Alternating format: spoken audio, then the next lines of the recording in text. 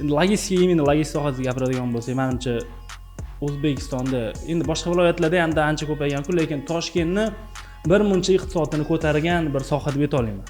Rostdan ham juda ancha-muncha bolalar o'sha yerda ishlab, yaxshi pul topib, bir o'ziga yaxshi kelajakni mo'sh qurib olgan bo'lishi ham mumkin-da.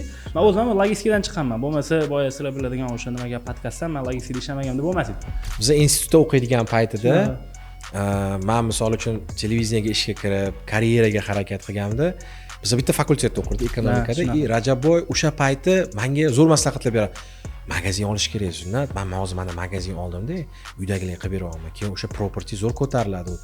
O'sha paytlar business mentality bo'lgan ekan.